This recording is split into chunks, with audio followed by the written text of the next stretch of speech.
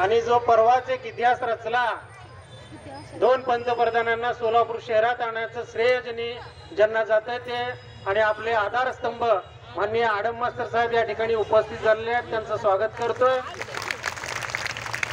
त्याचबरोबर CITUचे राज्याचे महासचिव ॲडव्होकेट MS शेख या ठिकाणी आलेले आहेत, त्यांचंही आपल्या संघटनेच्या वतीने स्वागत।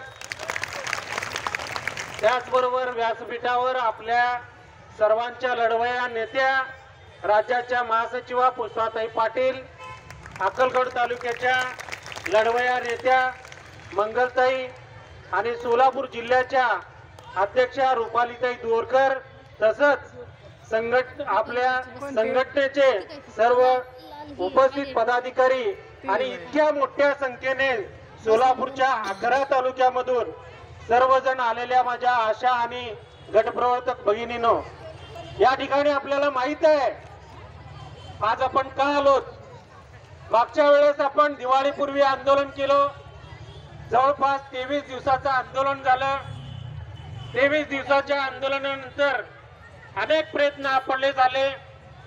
मुख्यमंत्र्यांच्या मूळ गावाला आपली संघटनेचे पदाधिकारी गेले, त्यानंतर त्या ठिकाणी आश्वासन मिळालं। त्याच्यानंतर आरोग्य संचालनामध्ये आरोग्य मंत्री यांच्याशी पण चर्चा झाली आणि त्याच्यानंतर विधानसभेचे उपाध्यक्ष जे आहेत जिरवळ साहेब यांच्याशी सुद्धा